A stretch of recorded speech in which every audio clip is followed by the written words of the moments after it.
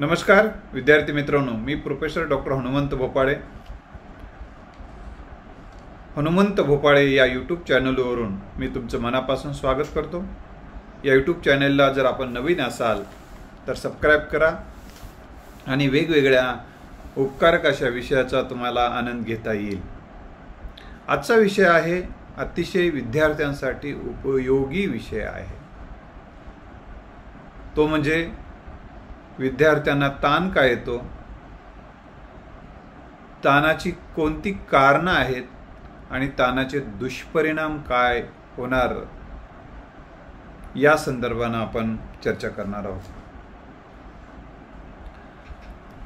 ताण म्हणजे काय हे आपण एकदा थोडक्यात बघूया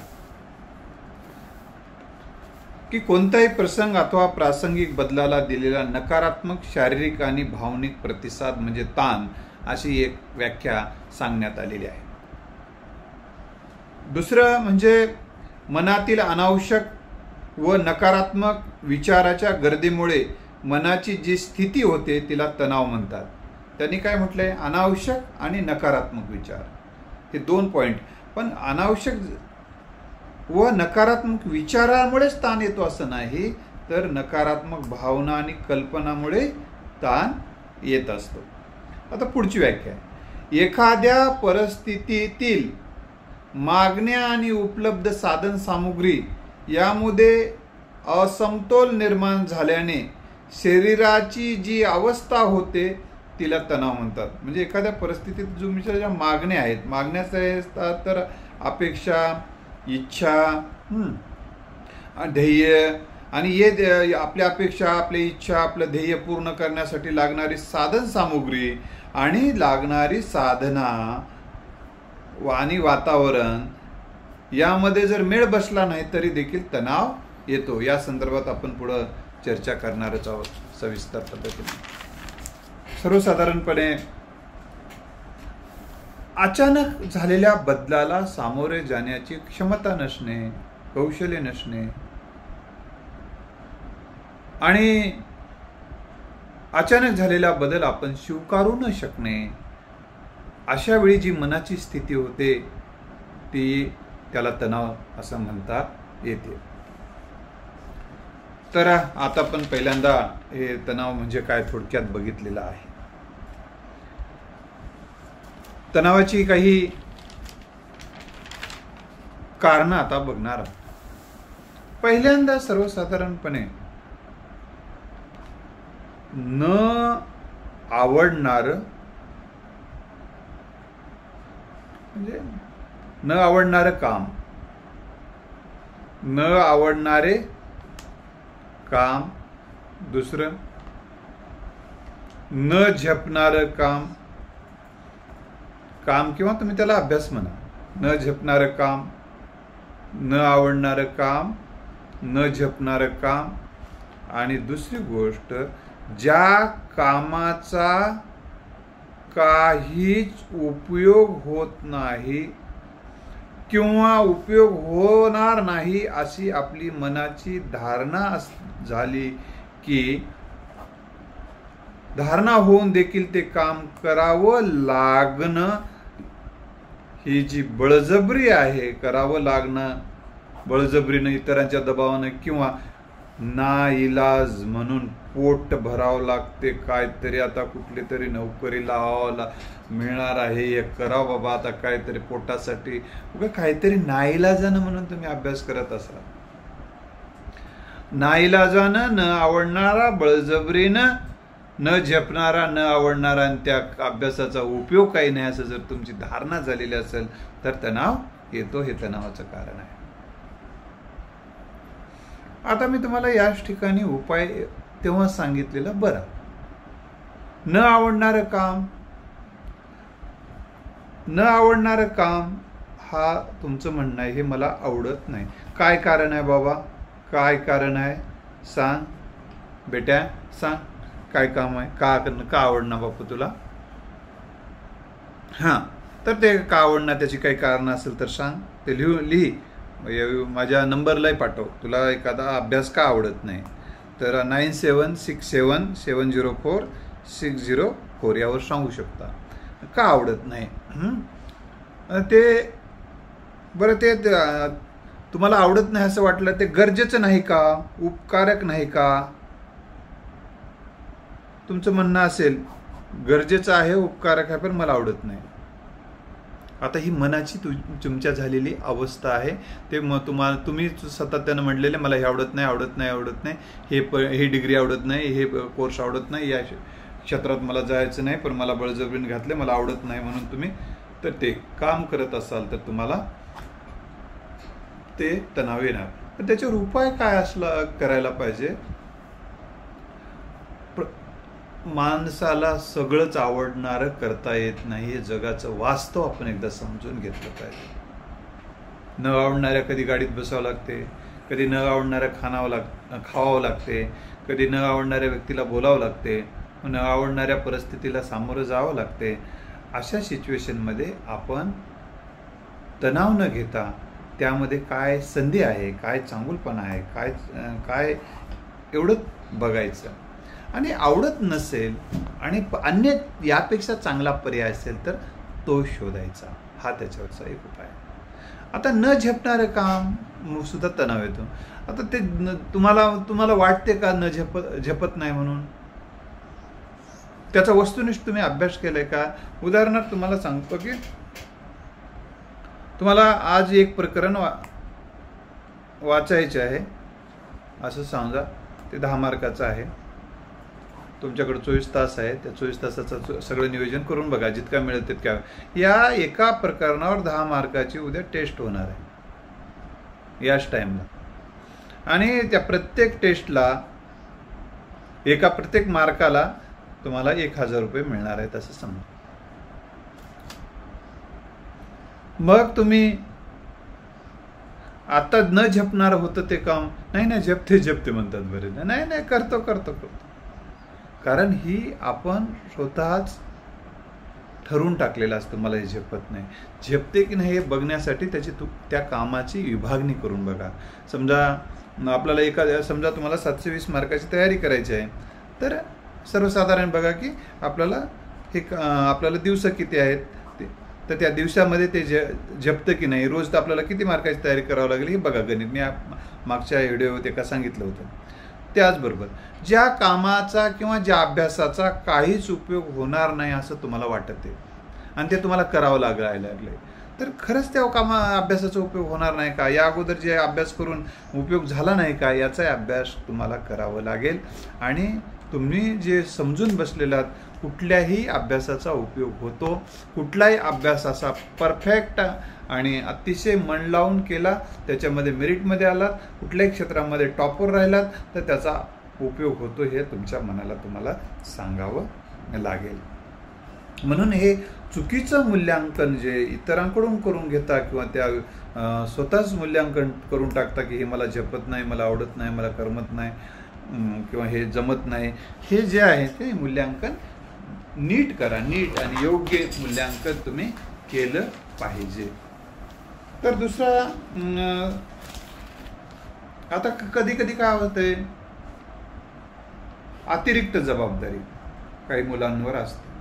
हे सगळ्यांनाच अतिरिक्त जबाबदारी म्हणजे काय? अभ्यास एकच त्यांचं काम नसते, त्यांना अभ्यासच करावा लागणार. काही जणांना घरात कामाला मदत करावी लागते किंवा काही जणांना स्वतःच्या हाताने स्वयंपाक करून खावं लागते, स्वतःला गाडी घोडी नसते, जायला चालत जावं लागते. किंवा काही जणांना आईवडिलांची आर्थिक परिस्थिती नीट नसल्यामुळे स्वतःच पैसे कमवावे लागतात, ते काम करून येऊन अभ्यास करावा लागतो. कोणाकडे नोकर राहावं लागतो, नोकरी करून अभ्यास करावा लागतो. मग ह्यावेळेस अतिरिक्त काम दुसरं आणि हा अभ्यास, अशा दोन्ही गोष्टी करताना सुद्धा तणाव येतो.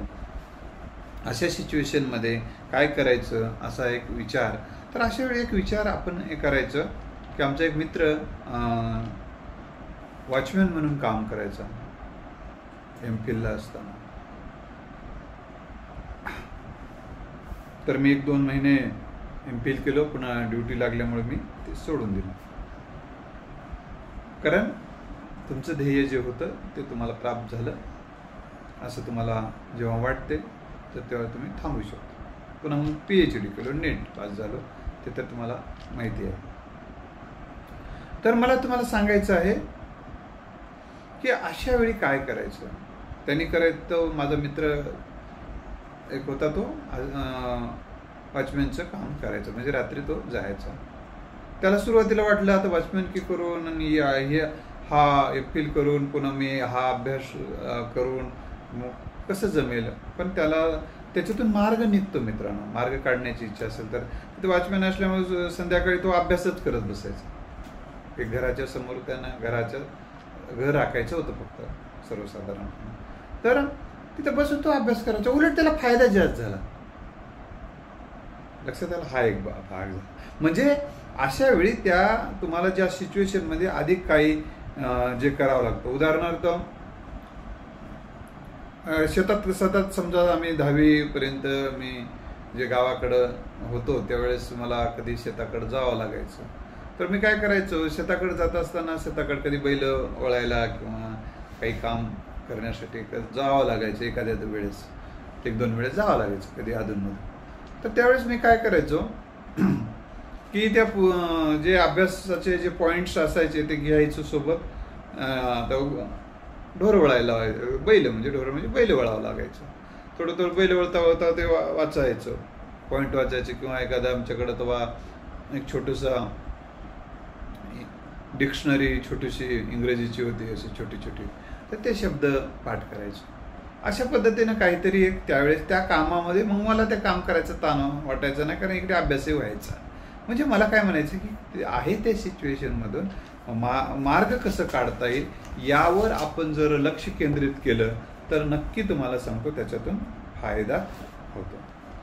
आपल्याला आधाराचा अभाव आहे असं जेव्हा वाटतं माणसाला, मला कोणीच नाही, ही जी भावना आहे, आणि मला कोणीच नसल्यामुळे, कोणाचाच मला आधार नसल्यामुळे मला यानं नाही, मला त्यानं नाही, हे नातेवाईक नाही, ते नातेवाईक नाही, यांचा आधार नाही, त्याचा आधार नाही, असं या सगळ्याचा आधार नसल्यामुळे मी आता एकटा कसा मोठा होऊ शकतो, काय अभ्यास करून फायदा आहे, उद्या पुढं माझ्याकडं काय फायदा होणार नाही, मला आधार देणारं कोणी नाही, असं जर तुम्हाला वाटतं, हे सुद्धा तणावाचं कारण आहे. तर अशा वेळी काय करायचं मित्रांनो, की अनेक जणांना आधाराशिवाय जीवन जगावं लागलेलं आहे. काही जण म्हणतात तुम्ही कुटुंबाचा आधार नाही, काही जण म्हणतात नातेवाईकाचा आधार नाही. तर अशा वेळी कुटुंबाचाही काही जणाला आधार नव्हता, नातेवाईकाचाही आधार नव्हता, समाजातल्या कोणाच्या तरी सहकार्यानं किंवा स्वतः काम करून जे काही आधार, म्हणजे पैशाचा आधार असतो, पाठबळ लागते, मानसिक पाठबळ लागते, आम्ही आहोत तू काळजी करू नका असं म्हणणारं. तर अशा वेळी बाहेरच्या व्यक्तीचा आहे, मित्र आहेत, त्यांचा आधार घ्यायचा. आणि सेल्फ आधार हा सगळ्यात मोठा आधार असतो. मीच मला सांभाळेल, मीच मला आधार देईल, मीच पायावर उभे राहील, तूच तुझ्या जीवनाचा शिल्पकार आहेस, असं जे म्हटलं जातं ना, होय ते बरोबर आहे, मलाच माझं जीवन घडवावं लागणार आहे जितका आधार घेऊन. अशा पद्धतीचा विचार जर तुम्ही केला तर हा तणाव हे कारण आहे आपल्याला थोडंसं दूर करता येऊ शकते.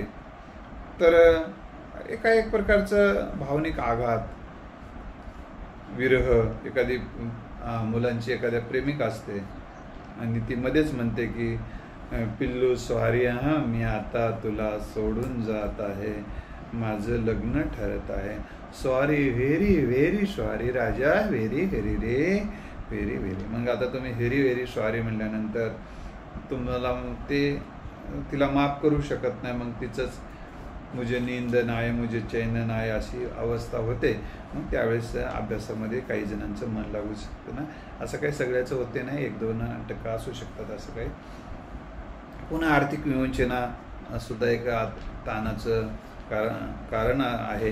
तर अशा वेळी आपल्याला त्याच्यावर उपाय काय करायचं, तर पैसे, आता काही जणाला स्वतःच पैसे कमवावं लागतात आणि शिकावं लागतं.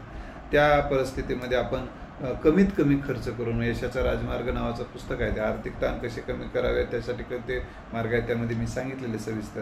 एवढंच सांगायचं की दिलेले पैसे कमीत कमी म्हणजे खर्च कमीत कमी कसा करता येईल, बचत कशी करता येईल, अनावश्यक खर्च कसा टाळता येईल आणि कमीत कमी पैशामध्ये कसं जीवन करता येईल, किंवा 1 घंटा 2 घंटा कोणाकडचे काही सहकार्य करून काही पैसे कमवता येईल का, असा विचार करून बघा. आणि दुसरी गोष्ट रिस्क वाटणं, हे सुद्धा एक तणावाचं कारण आहे.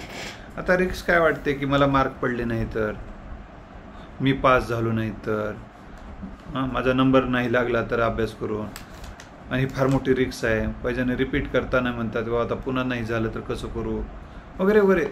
म्हणजे अशा पद्धतीनं ही रिस्क आहे असं वाटते, आणि रिस्क वाटल्यामुळे सुद्धा तणाव येतो. आता एक लक्षात ठेवा, तुम्ही रिपीट करायला उदाहरणार्थ आता पहिल्याच वेळेस झालेलाच आहे अभ्यास, तेवढी येते आणि गेल्या वर्षीच्या चुका दूर करा, आणि यावर्षी परत तुम्ही मोठ्या जोमानं मोठ्या उत्साहानं तुम्ही कामाला लागा. तुम्हाला हे रिस्क काहीच नाही.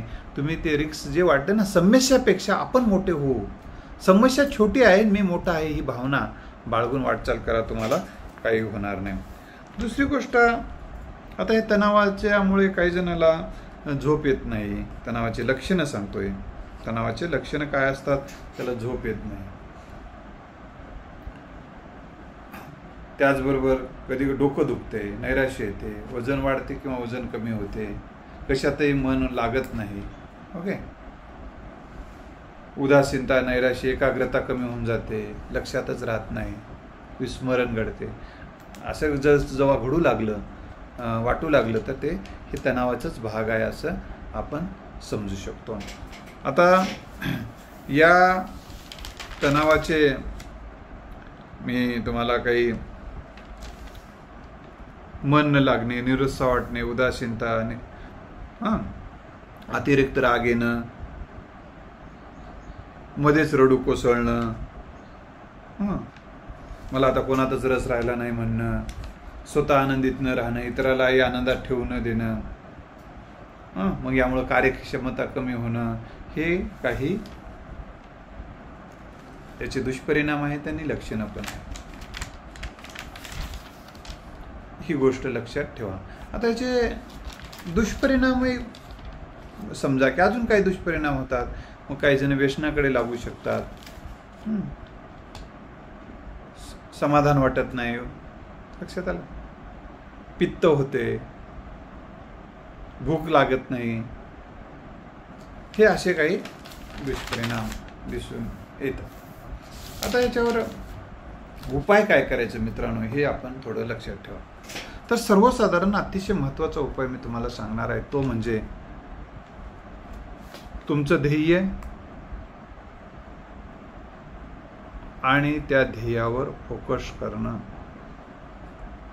अन्य गोष्टीकडे जे विचार करून, अन्य गोष्टीचा विचार करून जे तुम्हाला तणाव येत आहे, तो तणाव कमी व्हायला मदत होते. आता अन्य विषयाचा आत्ताच विचार करू नका. तुम्ही एवढंच प्रश्न विचारा, हे माझा हिताचा आहे, तुम्ही जे काही करत आहे गरजेचं आहे का, हिताचं आहे का, माझ्या ध्येय प्राप्तीचं आहे का, आवश्यक आहे का, मी जे काही करतोय, जे काही तुम्ही जी काही कृती आणि युक्ती करता ती आवश्यक आहे का. आणि दुसरी गोष्ट, यात सुधारणेला अजून वाव काय आहे यावर फोकस करा. म्हणजे काय होते, उपाय करता येतात. काहीच न तुम्ही असं सांगता नाही आता याच्यात काही करणं शक्य नाही बाबा, मजानं काय होईना मा बापू आता, आणि काय बी न आता होईल तसं हो जा बापू म्हणून टेन्शन घेऊ लागलात, तर तसं नाही. अजून त्याच्यामध्ये काही सुधारणेला शक्य आहे का, त्यावर काही मार्गदर्शन करा. तुमच्या क्षमता काय वाढवता येतात का, अभ्यासाला बसण्याची क्षमता, आता उदाहरणार्थ तुम्ही 10 तास बसू शकता, तर एखादा तास 5-5 मिनिटांनी वाढवता येईल का. एकदम क्षमता वाढवू नका, तर हळूहळू ते क्षमता वाढवता येईल का, वाढवणे शक्य आहे का, यावर लक्षात घ्या. त्याचे काय मार्ग आहेत ते बघा. कौशल्य कसे वाढवता येतात, कोणकोणते अभ्यासाचे कौशल्य आहेत, अभ्यास कसे लक्षात ठेवायचा, याचा व्हिडिओ मी मागच्या माझ्या हनुमंत भोपाळे यूट्यूबवर आहेत. लक्षात ठेवण्याचे अभ्यासाचे मेथड्स आहेत. दुसरी गोष्ट, काम आणि वेळ याचं नियोजन तुम्ही केलेलं आहे का. मग तुम्हाला काम आणि अभ्यासाचं तुम्हाला अभ्यास किती करायचा आहे, अभ्यासाचं तुमच्याकडे किती वेळ उपलब्ध आहे, त्या वेळेमध्ये किती चॅप्टरची तयारी करायची आहे, एका चॅप्टरला सर्वसाधारणपणे किती वेळ लागतो, एक चॅप्टर 10 पेजचा आहे तर एका दिवसामध्ये 10 पेज वाचून त्याचं आकलन होतंय का, आणि जर होत असेल तर मग तणाव येण्याचं काहीच कारण नाही. लक्षात आलं. थोडं आत्मपरीक्षण करा, कुठे आपलं चुकतंय काय नाही. थोडं मध्ये एखादा जोक्स सांगत जा तुम्ही, किंवा मित्रांकडून ऐकत जा. थोडंसं मनमोकळी करा, थोडंसं बोलत जा एकमेकाला. स्वतःचं सकारात्मक मूल्यांकन करा. तुमचे सामर्थ्य, तुमचं कौशल्य, तुमचं आता या अगोदर मिळवलेलं यश, हे थोडं बघा तुम्ही. त्यामुळे काय होतं की योग्य मूल्यांकन करा, आणि जे ड्रॉबॅक्स आहेत ते काढायचे आहेत. तुमचे ड्रॉबॅक्स काय आहे ते मूल्यांकनामध्ये येतात, ते तुम्ही दुरुस्त करा, आणि जे तुमचं सामर्थ्य आहे त्याच्यावर फोकस करा. दुसरी गोष्ट, काही क्षेत्रामध्ये आहे आपला ध्येय सोडून बाकीचे क्षेत्र माझं नाही, बाकीचे क्षेत्र माझं नाही, यावर तुम्ही लक्ष केंद्रित करा. आता घरामध्ये वेगवेगळ्या चर्चा चालू राहतात, वेगवेगळे विषय चालू राहतात. चलू द्या तुमचं म्हणायचं, विचारायचं काय झालं काय नाही, असं आहे, बरं ठीक आहे चलू द्या तुमचं, पण योग्य करा काय करायचं ते, आता ते माझं काही क्षेत्र नाही, असा तुमच्या मनोमन विचार करा. आणि दुसऱ्या क्षेत्रामध्ये सध्या डोकावू नका. अनावश्यक ठिकाणी डोकावलं की आपलं डोकं खराब होत असते, ही गोष्ट लक्षात ठेवा. त्यामुळं अजून तुम्हाला विश्रांतीची नितांत गरज असते. तणाव काय येतो तर अपुरी विश्रांती. अपुरी विश्रांती हे तणावाचं एक मुख्य कारण असते, आणि त्याच्यावर उपाय म्हणजे गाढ विश्रांती घेणं. विश्रांतीसोबतच तुम्हाला शेवासन करा, ध्यान करा. ह्या 2 मेथड्स, रिलॅक्सेशनचे जे काही प्रयोग आहेत ते तुम्ही आवश्यक करा. ध्यान करण्यासाठी एक अर्धा तास वाचलात, 1 तास वाचलात, 2 तास वाचलात, आणि असं वाटलं की थोडंसं मला रिलॅक्सेशनची गरज आहे,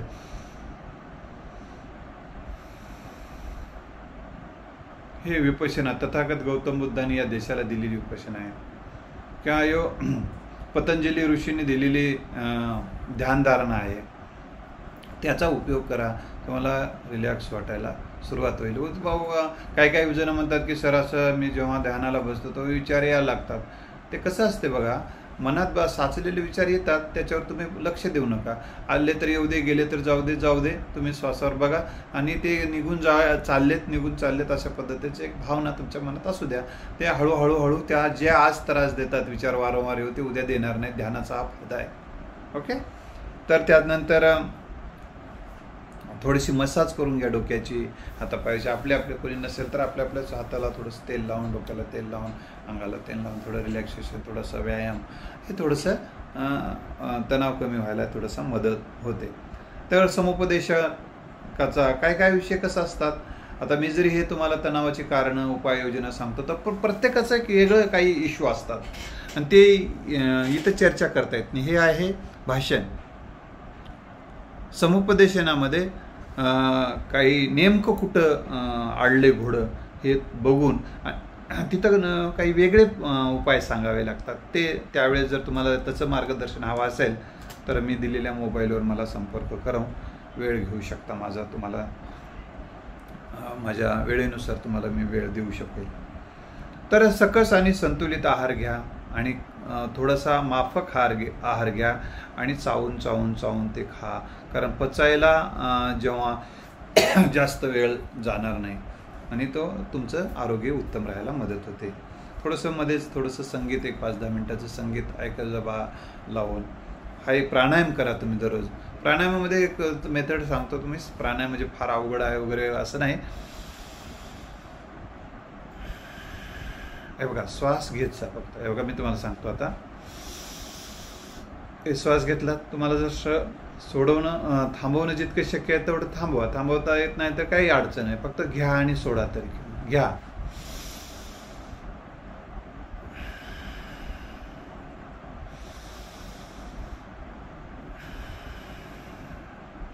इतका तुम्ही प्राणायाम दिवसातून 1-2-4 वेळेस तरी जेवण झाल्यानंतर 1-2-3 तास करू नका. जेवणाच्या अगोदर तुम्ही एक अर्धा तास, जेवणाच्या अगोदर अर्धा तास थोडंसं 5 मिनिटाचं करू शकता. जास्तही वेळ तुम्हाला द्या म्हणत नाही. तर स्वच्छता ठेवा आणि प्रामाणिकपणे आणि पावित्र्य राखा जगण्यामध्ये. आणि कोणत्याही गोष्टीची घाई करू नका, कारण विशिष्ट गोष्टीसाठी वेळ लागत असतो. आत्ताच्या ताबडतोब त्याला दाखवतो, त्याला यश आणून दाखवतो. आत्ताच ते सगळ्या निघणे. आज एकाच लुगड्यावर कोणी म्हातारा होत नाही असं जे म्हणतात ते, याचा मतितार्थ समजून घ्या की घाई करू नका. आणि एखाद्या विषयाचा रिझल्ट द्यायला जरा वेळ लागतो याची जाणीव ठेवून त्यासाठी सातत्यानं कामाला लागा. आणि मध्येच एखादा जरी विचार जरी येऊन जातो निगेटिव्ह थॉट्स, तर त्यावेळेस तुम्ही शांततेनं हा आलाय, थोडं उदास करायला लागलाय, ठीक आहे, वारं फार वेळ राहत नसते, थोडं वावटं थोडाच वेळ राहते. घाई करून उपयोगाचा नसतं मित्र, ही गोष्ट लक्षात ठेवा. दुसरी गोष्ट, आता एक महत्त्वाची गोष्ट आहे की तुम्ही सेल्फ टॉक करा, स्वतःशी बोला, स्वयंसूचना द्या.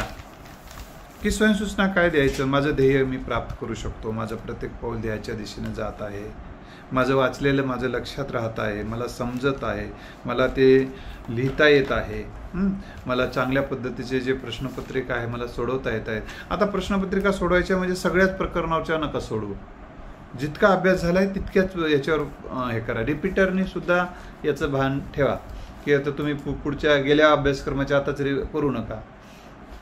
तर ज्या तुम्ही रिपीट करायला लागलात तर काय करा की ज्या ट्युशनमध्ये किंवा क्लासमध्ये तुमच्या होत आहे की त्या ठिकाणी तुम्ही जे प्रकरणावर तिथं टेस्ट होत आहेत त्याचा अभ्यास करा. ते ऐकून त्याचा मन लावून ऐका, त्याच्यावर नोट्स काढा, त्याच्यावरचे टेस्ट तेवढ्याच द्या. आणि ते तुम्हाला आता रिपीट असल्यामुळं तुम्हाला थोडंसं आकलन लवकर होऊ शकते. तर तुम्हाला अजून एक प्रयोग सांगतो, ते अतिशय उपकारक ठरणार आहे. कदाचित तुमच्या मनस्थितीनुसार तुम्ही बघा, माझा काही आग्रह नाही, तुम्हाला होत असेल तर एक काम करता येते. तुमचा जर त्या सरांनी शिकवलेलं मग एक भाग असा आहे की ज्या दिवशी तुम्ही तासिका करता, ती तासिका केल्यानंतर ते प्रकरण जे पॉईंट्स तिथे काढले आणि ते जे पुस्तकातही थोडं वाचून घ्या एकदा. हा एक भाग पुस्तकाचं वाचणं झालं आणि वेळ असेल, आता पुस्तकाचं झालं आहे, त्याच्यावर प्रश्नाचे उत्तरही तुम्हाला देता येतात अशी खात्री झाली. आता वेळ असेल तर तुम्हाला एक त्या विषयावरचं काही असे विषय आहेत, समजा व्हिटॅमिन्स आहे तुमचं उदाहरण, थोडक्यात नाही ते सांग, तुम्ही कोणतंही प्रकरण घेऊ, त्या प्रकरणाविषयी या अगोदर काही त्याच क्लासमधले व्हिडिओ रेकॉर्डेड आहेत का ते ऐकून घ्या. एक असतील तर एखादा व्हिडिओ ऐकून घ्या. किंवा त्या विषयावरचं जो पुस्तक आहे त्या पुस्तकाचं जे सर प्रकरण शिकवणार आहे ते प्रकरण तुम्ही वाचून घ्या, त्याचे मुद्दे काढा. असे मुद्दे 1 2 3 4 5 5 6 मुद्दे काढून ठेवा. आणि मग सर शिकवताना ते मुद्दा आला की राईट, ते मुद्दा आला की राईट, असं राईट करा. ते लिहूनच ठेवा आणि ते सुरू करा. मग सर शिकवायला सुरू केले, हां असं आता व्हिटॅमिन्स आहे, डीचं सांगायला लागले, हां सूर्यप्रकाश, अरे हो हो राईट सर मनातल्या बनाव नाही, तिथे तर जोरात सर म्हणू नका. पण तुमचं तिथं ऑनलाईनमध्ये असेल तर म्हणू येऊ शकता मनातल्या मनात, हां राईट दुसरं व्हिटॅमिन्स, दुसरं राईट. आणि याच्याचमध्ये तुम्ही जर राईट म्हणायला ते जे नाही तिथं हळूच लिहायचं, अरे हे राहून गेलं होतं, सरांमुळे आपल्याला कळलं, हे राहून गेलं होतं, असा तुम्ही विचार करा. अशा पद्धतीनं मग तुम्ही काय होता याच्यामध्ये तुम्ही खूप मस्त इन्व्हॉल्व होता आणि मग तुमचा छान अभ्यास व्हायला मदत होते. कारण आकलन होते सगळी गोष्ट चट. आणि मध्येच जर ते प्रश्न विचारतात बा, तिथंच उपस्थित करतात, सांगता येईल का वगैरे म्हणतात. तिथं काय तुम्हाला सांगायची सोय कधी असते कधी नसते, तर झुमवर असेल तर सांगू शकता विचारल्या प्रश्नाचं. तर घाई करू नका फारसं उत्तर देण्याची. कधी काय होतं, उत्तर देण्याचे घाई करायला लागतं आणि तुम्हाला ते भाषेमध्ये मांडता आलं नाही वगैरे भीती वाटली तर एखाद्या वेळेस गोंधळ होऊ शकते. समोरासमोर जेव्हा विचारलं तेव्हा ते एक वेगळी सिच्युएशन असते. ठीक आहे, तुमचं तिथलं वातावरण जर मोकळं असेल आणि तुम्हाला काय ऑड फील होत नसेल तर तुम्ही त्यांना प्रश्नाचं उत्तरे देऊ शकता शांततेने, किंवा चॅट बॉक्समध्ये टाकून द्या, तिथं त्याचं उत्तर टाका, पटकन उत्तर देऊन टाका. लक्षात आलं? तर अशा पद्धतीने मित्र तुम्हाला खूप छान पद्धतीने अभ्यास करता येतो. सध्या रोज मात्र स्नान करून अभ्यासाला बसा. एक 2 तासानंतर एक 2-3 मिनिटाचा ब्रेक घ्यायचं. मग ब्रेकमध्ये काय करायचं सांगतो. त्याच्यात एखादा मिनटं डोळे बंद करा. अर्धा मिनटात तुम्हाला जर तहान लागलेली असेल तेव्हाच 2 घोट पाणी प्या. 2 घोट म्हणजे तुम्हाला जर तहान लागलेली असेल जितकी तहान भागेल तेवढं प्या. बाथरूमला जाऊन यायचं असेल तर जाऊन या आणि परत तोंडावर जरा पाणी मारा, डोळ्याला पाणी मारा. डोळ्याला पाणी मारताना मुठीमध्ये पाणी घ्या, असं दोन्ही वंजळीत पाणी घ्या आणि डोळ्याला असं डोळे बुडवा किंवा डोळ्यावर असं शांत पाणी मारा आणि शांत पद्धतीने चेहरा पुसून घ्या आणि परत मस्त रिलॅक्स अभ्यासाला लागा. हे 1-2 तासाला 1 तासाला तुम्हाला जसे नीड वाटेल तर करा. तर आणि दुसरी गोष्ट, मनाला जेव्हा जेव्हा एखादा निगेटिव्ह थॉट्समध्ये येते तेव्हा त्याच्या पॉझिटिव्ह थॉट्स लक्षात ठेवा. लक्षात राहत नाही असा जर थॉट्स आला उदाहरणार्थ, तर त्याला दुसरा स्ट्रॉंगली थॉट्स निर्माण करा, माझ्या लक्षात राहते. तर विद्यार्थी मित्रो, तुम्हाला काही जर प्रश्न विचारायचे असतील, काही शंका असतील तर माझा नंबर तुम्हाला मी दिलेला आहे सुरुवातीलाच किंवा परत सांगतो 9767704604. शांततेनं मेसेज करा आणि मला जेव्हा वेळ असेल तेव्हा करेल किंवा तशा पद्धतीचा एखादा व्हिडिओ करायला सांगा. मी तो व्हिडिओ तयार करून तुम्हाला मार्गदर्शनासाठी देईल किंवा ऑनलाईन सुद्धा वेळ घेऊन मार्गदर्शन घेऊ शकता किंवा तुमच्या आईवडिलांशी आणि तुमच्याशी कुटुंबाशी किंवा तुमच्या मित्रासोबत माझ्यासोबत झूम मीटिंग आयोजित करून मला काही प्रश्न आणि उत्तरं विचारायचे असतील तर आपण एखादी झूम मीटिंगसुद्धा आयोजित करू. 1, 2, 3, 4 मित्र तुमचा ग्रुप असेल तर, मैत्रिणीचा ग्रुप असेल तर आपण तशा पद्धतीनेही एक ऑनलाईनही घरी बसून एक मी गायडन्स तुम्हाला करायला उपलब्ध होऊ शकतो. धन्यवाद.